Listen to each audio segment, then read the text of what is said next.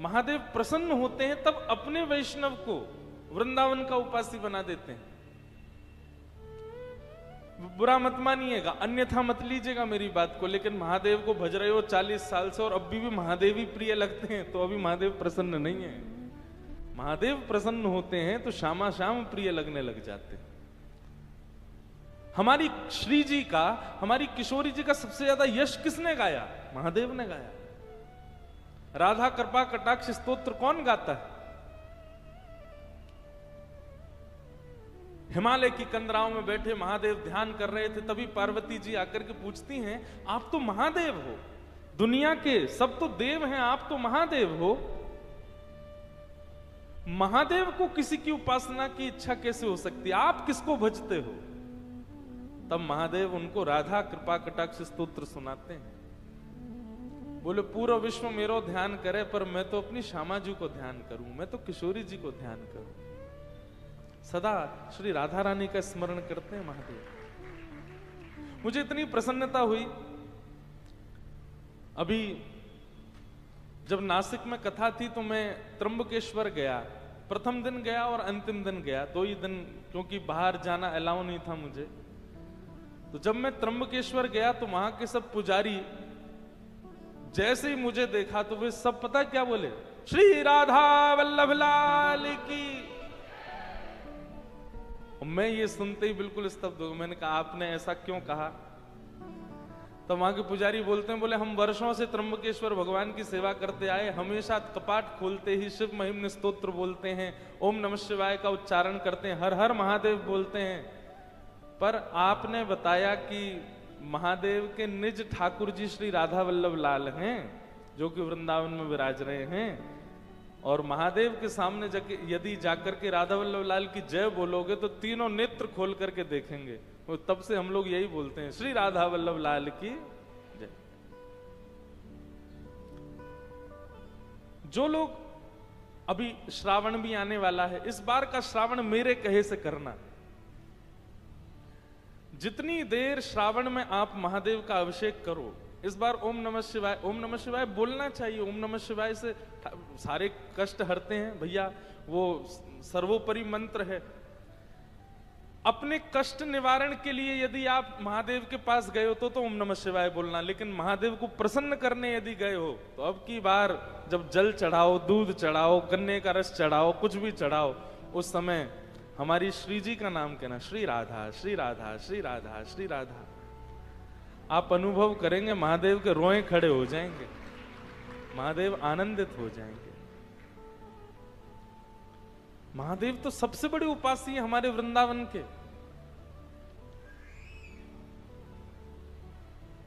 तो श्री हरिराम व्यास जी उन काशी गए, काशी से महादेव ने उनको भेजा, अरे व्यास जी आप अपनी विद्वत्ता से विद्वानों को हरा रहे हो, ये सब छोड़ो, जाओ वृंदावन।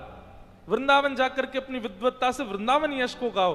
वो हरिराम व्यास जी जब वृंदावन आते हैं तब गाते हैं, कनक कूट कोटिक लगते जिए, भजिए कुंवर कन्हैया,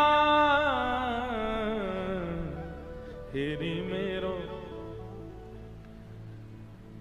वृंदावन साचो धन भैया।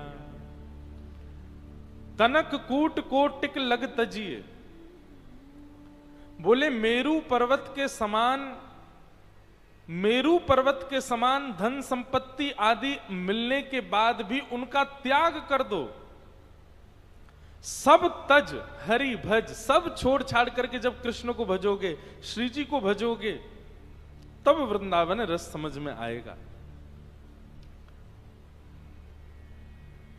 वृंदावन रस समझने के लिए संसारी रस को त्यागना तो पड़ेगा। प्रेम नगर की सकरी है गलियां, प्रेम नगर की सकरी है गलियां,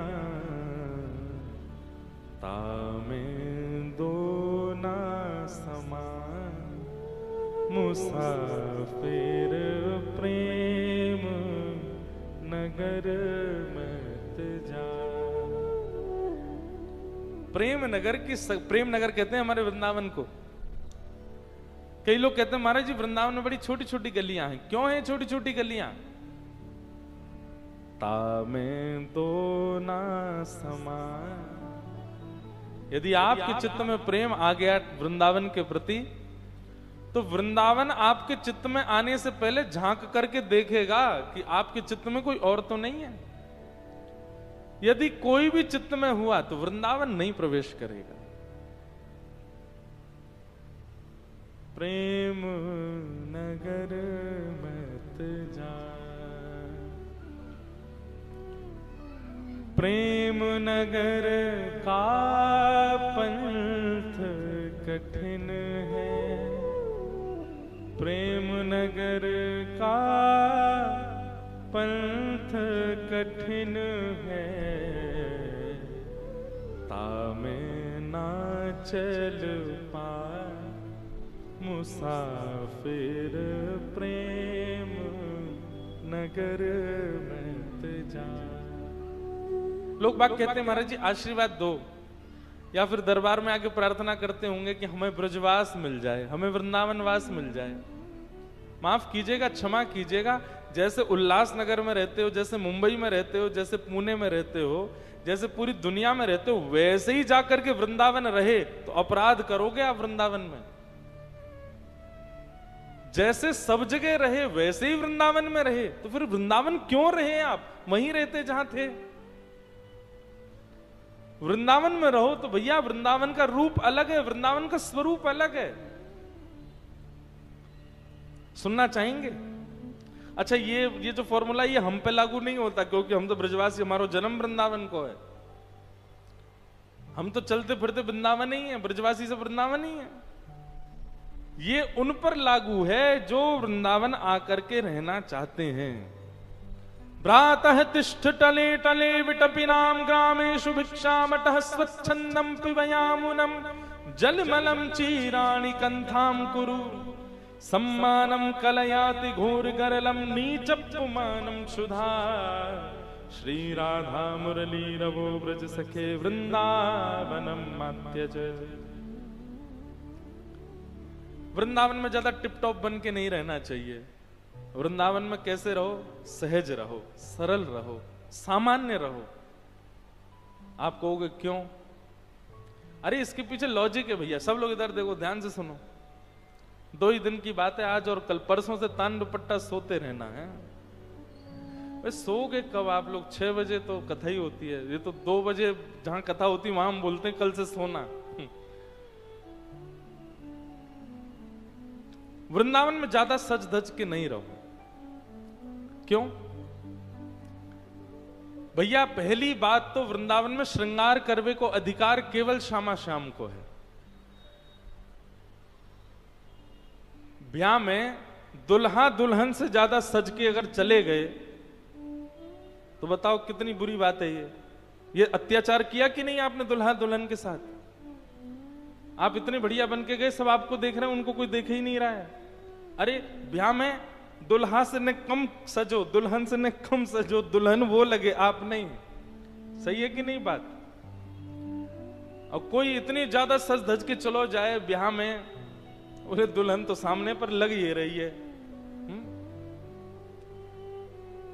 लेकिन वृंदावन में ऐसा नहीं है। वृंदावन में दुल्हन तो हमारी श्यामा जू है।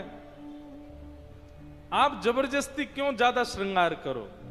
पहली बात तो ये कि वृंदावन में सजवे को अधिकार केवल श्यामा श्याम को है, बाकी सब तो सामान्य रहो। दूसरी बात, वृंदावन में ज्यादा सज धज के रहने की आवश्यकता क्यों नहीं है? बोले भैया इतने सामान्य रहो, इतने सहज रहो कि लाल जी को आप पे दया आ जाए, काउदना वही पकड़ के आपको श्रृंगार कर दें, काउदना वही आपको सजा दें। यहाँ पे तो मैं सजाऊं है, तू बड़ा ऐसा घूमे है, सामान्य सा बनो। और जा दिन शाम सुंदर श्रृंगार करेंगे ना, बाद ना सवरे श्रृंगार फीके है जाएंगे। मीराबाई श्रृंगार थोड़ी करती हैं, मीराबाई सामान्य रहती हैं, लेकिन उनके चेहरे पर फिर भी सुंदरता क्यों दिख रही है लोगों को? क्योंकि उनका श्रृंगार ठाकुर जी करते हैं। सूरदास के पास नेत्र नहीं है, बिना नेत्र का व्यक्ति, बिना नेत्र के सूरदास जी क्यों सुंदर लगते हैं सबको? क्योंकि उनका श्रृंगार ठाकुर जी करते हैं वृंदावन में।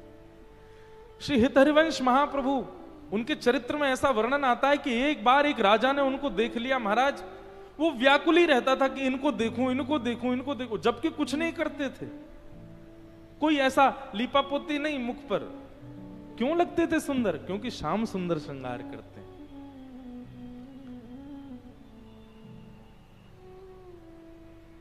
इसलिए वृंदावन में सामान्य रहो, सम रहो, ज्यादा व्यवस्थित होकर रहने की आवश्यकता नहीं है। अब व्यवस्था में रोज कोई दिखे तो हम ही उसको कहेंगे भाई थोड़े नेक व्यवस्थित हो जाओ। काउ देना श्याम सुंदर कहें तू नेक व्यवस्थित है जा। कल हम जो पद गा रहे तो वो लागू होगा ना, तू अपनो श्रृंगार करत है, ये दर्पण हाथ दिखावत है, तू है सखी बड़ भाग बड़ी, नंदलाल तेरे घर आवत है। वृंदावन की लीलाओं में कभी कभी वर्णन आता है, रस लीलाओं में, कि कभी कभी शाम किशोरी जी का श्रृंगार ललिता जी करती हैं, विशाखा जी करती हैं, कीर्ति मैया करती हैं। पर जिस दिन श्याम सुंदर श्रृंगार करते हैं ना किशोरी जी का, वादना किशोरी जी को एक चुनरी में ही रखना पड़े। मतलब कैसी चुनरी? जो ट्रांसपेरेंट होती, जो झीनी झीनी सी, जामे से नेक हल्को हल्को दिखाई दे, ऐसे ही किशोरी जी को रखना पड़ता है। नहीं तो अगर उनने घूंघट ऊपर कर लियो सब निहाल ले जाएं, ठाकुर जी स्वयं देख के निहाल ले जाएं। ऐसा श्रृंगार करें ठाकुर जी। तेरो मुखनी को की मेरो श्यामा प्यारी, तेरो मुखनी को की मेरो श्यामा प्यारी, दर्पण ले बैठो मृगने, साच कहो वृषभानु दुलारी, तेरो मुखनी को की मेरो श्यामा प्यारी।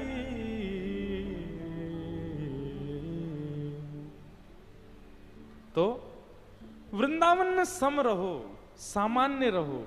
क्यों? दो कारण। प्रथम कारण तो वहां दुल्हा दुल्हन बैठे, उनको ही सजन दो, तुम काहे को सज रहे हो। और दूसरा कारण कि हमारी सम रूप पर, हमारे सामान्य वेशभूषा पर काउदिन ठाकुर जी रीझ जाएं, और रीझ करके ठाकुर जी हमारा श्रृंगार कर दें। अच्छा देखो, इसका एक उदाहरण बताएं। महादेव, महादेव से ज्यादा सम और सरल रहने वाला कोई दूसरा देवता नहीं है। पूरी दुनिया में चले जाओ, महादेव कैसे बैठे हैं? भभूति रमाए बाबा भोलानाथ आए। भभूति रमाए बैठे हैं, गले में सर्प, कानन में कुंडल, ध्याये नित्यम महेशम रजतगिरि निभम चारु चंद्रावतंशम, रत्ना कल्पोज्वलांगम पयुषमृगवरा भीति हस्तम प्रसन्नम, पद्मासीनम समन्ता स्तुतमर गणै व्याधि कृत्यम वसानम, विश्वाद्यम विश्ववंद्यम अखिल भयहरम पंचवक्रम त्रिनेत्रम।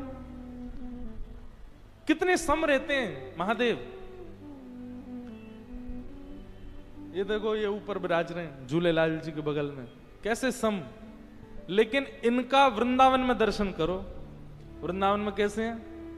नथनी पहन रखी है, आंखन में काजर लगा रखो है, गले में नवलखा को हार पहन रखो है, होठन में लालिमा लगा रखी है, गाल में लाल लाल गुलाबी गुलाबी जैसे गुलाब जामुन धरे हो ऐसे कर रखे हैं, और महाराज मांग में सिंदूर भर रखो है, जटा केश बना ली है, और ऊपर से लगाए सुंदर चुनरी ओढ़ करके बिल्कुल सज धज करके। ऐसा श्रृंगार, ऐसा रूप, ऐसा स्वरूप पूरे विश्व में नहीं है महादेव का जैसा हमारे वृंदावन में। क्यों? क्योंकि वृंदावन में श्रृंगार श्याम सुंदर ने किया है महादेव का। वृंदावन में श्रृंगार मत करो, वृंदावन में सम रहो। सबसे पहली बात, वृंदावन में रहो तो ऐसे रहो। दूसरी बात, ग्रामीषु भिक्षामटः। वृंदावन में दूसरा कार्य आपको सबसे विशेष यह करना पड़ेगा कि वृंदावन में स्वयं निर्माण करके कुछ मत पाओ। वो बात अलग है कि किसी की अगर परंपरा में ऐसा है कि वो स्वपाकी है आदि, कोई बीमार है, वो उन सब के लिए ये सब लागू नहीं है। जो ठीक है, फिट हैं, वो क्या करें, स्वयं बना करके कुछ मत पाओ और किसी से बनवा करके कुछ मत पाओ। तो ब्रजवासिन के घर से मांग के पाओ। बहुत बहुत सामान्य बात लगती है सुनने में, करने में उतनी कठिन है, लेकिन यदि कर लोगे आप याद करोगे फिर मुझे। एक बार प्रयास तो करके देखो, वृंदावन जब जाओ। और सुनो, मेरे घर मत आइयो आप लोग, क्योंकि आते सीधे बोलोगे हम तो उल्लासनगर से आए, वसंत शाह दरबार से आए। अपरिचित जगह पे जाओ जहां आपका परिचय नहीं हो। क्योंकि ये बात मैं कथा में कहता हूं, मेरी मैया मोड़ रोज डांटे बोले, इतनी भीड़ लगी रहे पूरे दिन, कहां ते पवाऊं सबन ने। आप पाओ वहां पे कोई बात, अपरिचित के यहां जाओ, जिसको आप जानते नहीं हो, जिस घर को आप जानते वहां जाओ, वहां जाकर के मधुकरी मांग के पाओ। मधुकरी का नियम है, अंजलि में जितना आता है, इसको अंजलि कहते हैं, इसमें जितना आए केवल उतना पाना है, उससे अतिरिक्त नहीं। और इसी में पाना, थाली में नहीं। वृंदावन लोग बाग भागते तो बहुत हैं, वृंदावन में भीड़ तो बहुत हो रही है, पर वृंदावन की तरह रह कौन रहा है जैसा वृंदावन में रहना चाहिए। ग्रामीषु भिक्षामटः। ब्रजवासी के यहां जाकर के अंजलि फैला लो, डोरबेल बजा देना, आए जैसी कोई, हाँ भैया बताओ कहां ते आयो भैया लाला, बोले आपके घर में जो बनो हो सो हमको दे दो, थोड़ो सा दे दो। और सुनो, यदि वो लाकर के दे दे तो बड़ी कृपा, और यदि हो के भैया कहीं और चलो जाए यहां ना आए तो समझियो और ज्यादा कृपा। फटकार के भगा दे तो फिर कोई और के घर जाओ। और इसमें लज्जा नहीं करना, ठाकुर जी तो बिन बुलाए डोले इनके घर। अरे सो चटक मटक सो ठाकुर, तीनों लोकन हूं मैं नाय। वो अंतरा कैसे है, बिना बुलाए डोले घर घर, बिना बुलाए डोले घर घर। बिन बुलाए, कोई गोपी बुलावे थोड़ी है, जबरदस्ती घुस जाए वहां के घर में। और मांग के खानो तो मैं कह रहा हूं ठाकुर जी तो छीन के खा जाए गोपीन सो। जिस वृंदावन में गोपियों की यहां छीन छीन करके, चोरी कर करके परब्रह्म खा रहा है, वहां हम मांग के नहीं खा सकते, मांग के पाओ। तो वृंदावन का दूसरा नियम क्या है, वृंदावन में किसी ब्रजवासी के घर की मधुकरी पाओ। और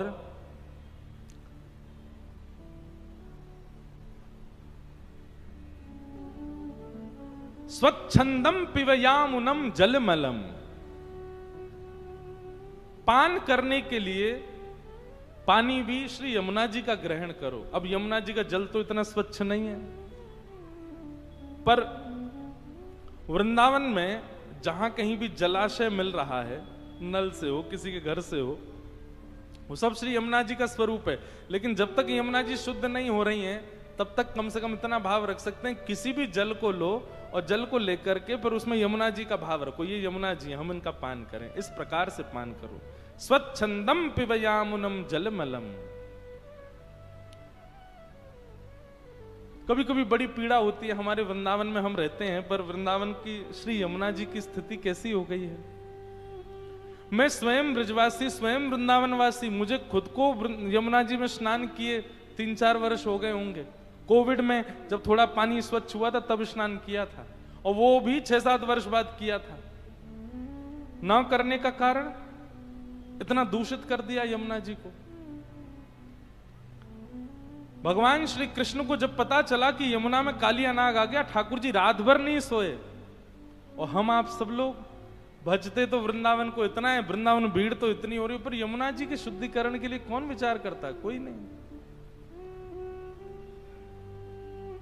कितने भी ग्रंथ उठा लो, कितने भी साहित्य उठा लो, सब जगह यही वर्णन है। ठाकुर जी लीला कहां करते हैं? यमुना के तट पर, यमुना के तट पर, यमुना के तट पर उस यमुना के लिए करता कौन है? कुछ कोई भी नहीं। पूरी राजधानी की गंदगी आती है हमारे वृंदावन में, कोई विचार ही नहीं करता इस विषय पर मेरा बहुत मन होता है कि मैं इस भाव को कहूं। दो बातों की पीड़ा मुझको थोड़ी सी रहती है अपने मन में। एक तो वृंदावन का वन खत्म हो गया, और दूसरा वृंदावन से श्री यमुना जी का जो हमने स्थिति कर दी। ठाकुर जी बड़े चिंतित रहते होंगे इस बात से। भैया वास्तविक भजन या में ना है कि आप वृंदावन में जाकर के और खूब राधा राधा जपो, वृंदावन जाकर के मंदिरन में घूमो, वृंदावन जाकर के खूब वहां की रीति में रहो। असली तो मैं मानूंगा भैया कि जो वृंदावन जाकर के पुनः वृंदावन के वन और पुनः वृंदावन की श्री यमुना जी को व्यवस्थित करने को विचार करे। वृंदावन पुनः वन बनना चाहिए, वृंदावन कि यमुना जी पुनः शुद्ध होनी चाहिए। शामा शाम को तभी सुख मिलेगा। तो तीसरा नियम क्या करना है वृंदावन में? श्री यमुना जी का जलपान करना है। भ्रातः तिष्ठ टले टले विटपिनाम ग्रामेषु भिक्षामटः स्वच्छंदम पिबयामुनम जलमलम चीराणि कंथाम कुरु। चौथी बात, वृंदावन में जब आप ऐसे रहने लग जाओगे, बहुत समता में ब्रजवासियों के घर की मधुकरी पा करके, यमुना जल पी करके इस प्रकार वृंदावन में रहने लगोगे तो क्या होगा? आपका कई लोग सम्मान करने लग जाएंगे। उस सम्मान से बचिएगा। सम्मानम कलयाति घोर करलम। अच्छा, सम्मान होता कब है? सम्मान तब होता है जब आपका गुण किसी को पता चल जाए। बताओ ही मत किसी को। हमको ढिंडोरा क्यों पीटना है कि हम ऐसे वृंदावन में रहते हैं? बताओ ही मत, गोपनीय भाव से करो। सम्मान वृंदावन में सबसे बड़ा विषय है। यदि आपका बहुत सम्मान हो रहा है तो प्रयास करो उस सम्मान से बचो, और नहीं बच पा रहे हो तो नेत्र बंद करके, नीची नजर करके जो सम्मान मिले उसको ठाकुर जी को अर्पित करो। ठाकुर जी को जिसको वृंदावन से भगाना होता है उसको सम्मान दिलवाते हैं वृंदावन में। ये उल्टी रीति है वृंदावन की। वहां ठाकुर जी को सम्मान ना कियो ब्रजवासी ने, हम अपने सम्मान के काजे जा रहे हैं। सम्मानम कलयाति घोर गरलम नीचपुमानम सुधा। और यदि वृंदावन में कोई ब्रजवासी तुमसे नाराज है जाए, तुमसे नाराज है कि तुमको अपशब्द बोल दे, तो यूं समझ जाइए बस अब कृपा हो गई वृंदावन की। हम तो कोई नाराज है क्यों, बर्फ तुरंत फिर मना लेना उसको, ज्यादा देर नाराज नहीं रहे। नाराज होकर के दो चार बात आपसे कह दे, समझ जाना बस अब यही कृपा है। क्यों? जब आपका कोई अपमान करता है तो आप मान रहित होते हो, और मान रहित होना वृंदावन के स्वीकारीकरण का स्वरूप है। भैया ठाकुर जी को प्रीति प्रेम बहुत प्रिय है। कछु करो मत करो, ठाकुर जी से प्रेम जरूर करो। हमारे पूज्य श्री राम सुखदास जी महाराज एक बात कहते तो बहुत ध्यान से सुनिएगा, और उनकी ये बात सामान्य नहीं है। स्वामी श्री राम सुखदास जी महाराज कहते, बोले बस इतना कर लो। कितना? घर से जब बाहर निकलो उससे 5 मिनट पहले ठाकुर जी के पास बैठो और ठाकुर जी को एक एक चीज की जानकारी दो। कहां जा रहे हो, क्यों जा रहे हो, किस काम से जा रहे हो, क्या करने जा रहे हो, कब तक लौट करके आओगे। आपने भले ही अपनी पत्नी से छुपाया हो, भले ही माता पिता से छुपाया हो, भले ही बच्चों से छुपाया हो, भले ही पति से छुपाया हो, ठाकुर जी से मत छुपा के जाना। ठाकुर जी को बता के जाओ, सब कुछ बता के जाओ, और ठाकुर जी से कह देना हम इतने बजे तक आ जाएंगे, आप अपना ध्यान रखना, चले जाओ। और राम सुखदास जी महाराज कहते दूसरा काम क्या करना है? बोले जब घर लौट करके आओ सबसे पहले हाथ पांव धो के ठाकुर जी के पास बैठो, पूरे दिन का बताओ, आज क्या किया, कहां गए, क्या खाया, किसी ने डांट दिया, किसी ने प्रेम किया, किसी ने पैसे दिए, किसी ने पैसे ले लिए, कहीं गिर गए, कहीं उठ गए, कहीं कुछ प्रॉफिट हुआ, कहीं लॉस हुआ, सब बताओ। श्री राम सुखदास जी महाराज कहते, और दोनों समय केवल इतना कह के जाना, पूरी बात करने के बाद, हे नाथ मैं आपको कभी भूलूं नहीं, हे नाथ मैं आपका हूं। बस आप इतना मात्र कर लो, एक दिन आपको अनुभव होगा, जब आप ठाकुर जी से चर्चा करेंगे ना, ठाकुर जी की तरफ से हुंकार आएगी, स्वीकार करेंगे ठाकुर जी आपकी बात को, और अपने आप आपकी विवेक बुद्धि जागृत हो जाएगी। किसी कार्य को करने के लिए आप जा रहे हो, अब देखो आपने ठाकुर जी को बताया, ठाकुर जी बंबई जा रहे हैं, एक नया काम शुरू करना है, एक नए व्यक्ति से मिलना है। अब ये तो हमको नहीं पता वो अच्छा है कि बुरा, लेकिन फिर भी मिलने जा रहे हैं, शाम तक आ जाएंगे। अब हमारे हित में होगा तो काम बन जाएगा, नहीं हित में होगा तो नहीं बनेगा। अब ठाकुर जी को पता है कि आप, वैसे भी उनको पता है, लेकिन आप बता के गए हो तो ठाकुर जी की जिम्मेवारी। अगर वो व्यक्ति गलत होगा तो आपसे मिलेगा ही नहीं, आपसे मिलने ही नहीं देंगे ठाकुर जी। इसलिए भैया हमारे स्वामी श्री राम सुखदास जी महाराज की इस बात को स्वीकार करो।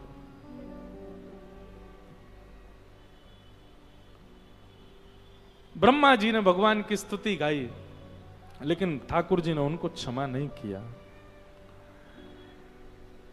भगवान सब ग्वाल बालों को लेकर के पृथ्वी पर आए, तो 1 वर्ष के बाद अब ग्वाल बालों ने घर जाकर के कहा कि पतो है मैया, आज तो लाला ने एक सांप मारो। वो अगासुर का वध जो 1 साल पहले किया था, अब ग्वाल बालों ने कहा। 1 वर्ष मानो जैसे वो निद्रा में ही रहे। इस प्रकार ठाकुर जी की लीला हुई। ठाकुर जी एक दिन मैया से लड़न लगे, बोले मैया मैं गैया चरावे जाऊंगो, बहुत दिन है गए बछड़िया ने चराते हुए, अब मैं गैया चरावे जाऊंगो, बड़ी बड़ी गैया चरावे जाऊंगो। यशोदा मैया बोली लाला तू नेक सो छोटो सो लाला है, 4 साढ़े 4 वर्ष के होंगे ठाकुर जी। बोले तू गैया चरावे जावेगो लाला,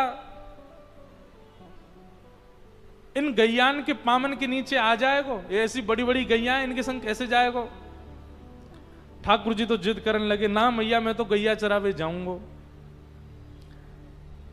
यशोदा मैया बोली अच्छा ठीक है तू बैठ, मैं तो तैयार तो कर दूं। सो यशोदा मैया ने ऊंची धोती पहनाई ठाकुर जी को। ठाकुर जी स्वर्ण के आभूषण पहनते हैं, यहां पर कौंधनी भी स्वर्ण की पहनते हैं, सुंदर आभूषण रत्न मंडित पहनते हैं। लेकिन यशोदा मैया ने आज सारे आभूषण उतार दिए और ठाकुर जी का दूसरा श्रृंगार किया। कैसा? गैया के पाम बांध करके दूध निकाला जाता, कहीं गैया लात नहीं मार दे तो बाल्टी गिर जाएगी। उस पैर बांधने वाली रस्सी को कहते हैं दोहनी। क्या बोलते हैं? वो दोहनी की तो ठाकुर जी को पगड़ी पहनाई है। ठाकुर जी ने दोहनी की पाग पहनी, वह रस्सी में मट्टी भी लगी है, गोबर भी लगो है। ठाकुर जी ने दोहनी की पाग पहनी है। गले से सारे आभूषण उतार करके यशोदा मैया ने सुंदर सुंदर मोंगरा के पुष्प, गुलाब के पुष्प, वैजंती माला, जो ठाकुर जी को ज्यादा श्रम नहीं दें ऐसी सब मालाएं धारण कराई हैं। ठाकुर जी की कमर पर भी मैया ने दूसरी दोहनी बांधी है। ऐसे ठाकुर जी को मधुर श्रृंगार किया है। यशोदा मैया 2 छोटी छोटी पनैया, पनैया कहते हैं चप्पल को, 2 छोटी छोटी पादुका लेकर के आई और ठाकुर जी के पामन में जैसे ही पहनाने लगे। ठाकुर जी बोली मैया जी कहाँ पहना रही है? बोले लाला जी पादुका हैं, इन पादुकान को पहन के जाएगो सो तेरे पामन में कांटे ना लगेंगे, कंकड़ ना लगे, नहीं तो रोतो रहेगो। मैया मेरे तो लग गई, मुझको कंकड़ लग गए, कीट लग गए। ठाकुर जी इतने में दौड़ के गौशाला गए और गौशाला जाके गिनती करने लगे। यशोदा मैया बोली कहा कर रहे हो लाला? बोले मैया गैया गिन रहा हूं, मेरे तो 2 पाम है, गैयान के 4-4 पाम, सबन के काज पनैया मंगवा, सबके काज 1-1 पादुका मंगवा दे। अरे मैया ये गैया चरवे जाएंगी, इनको कहीं कांटे नहीं लग जाएं, इनको कहीं कंकड़ नहीं लग जाएं। यशोदा मैया बोली अरे बाबड़े जे गैया पादुका ना पहने। बोले क्यों ना पहने? बोले अरे तू देख इनके नीचे पाम इतने कोमल ना है, इनके तो खुर हैं लाला, और इन खुरन में कांटे ना लगे, इन खुरन में कंकड़ ना लगे करें। ओहो महाराज, जैसे ही मैया ने ये बात कही सोई ठाकुर जी पछाड़ खा के गिर गए, रोन लगे जोर जोर से। मैया बोली लाला काई को रो रहा है? बोले मैया मेरे पाम खुर क्यों ना बने, मेरे पाम गैयान जैसे क्यों ना बने, जरूर तेने जब मैं पेट में हूँ खावे पीवे में कमी छोड़ी होगी, यही मारे कमजोर भय हूं मैं। मुंह पादुका पहनवे की जरूरत काई को, मेरे पाम खुर जैसे क्यों ना है। यशोदा मैया के लाला तेरी बात तो भैया तू ही जाने, जन कहां ते बात ने लेके आवे। अरे जी जानवर है, हम इंसान हैं। अब देख तू ज्यादा बात बनाएगा तो मैं जानना ही दूंगी। तो ठाकुर जुलना ना मैया मैं जा रहा हूं। इतना सुंदर वर्णन करते हैं श्री सुखदेव जी महाराज। आज ठाकुर जी गैया चराने के लिए जा रहे हैं। तम गोरजच्छुरित कुंतल बद्ध बरहा वन्य प्रसून रुचिरे क्षण चारुहासम वेणुम क्वणन्तमनुगैरनुगीत कीर्ति गोप्योद्र दीक्षित दशोभ्यगमन समेता।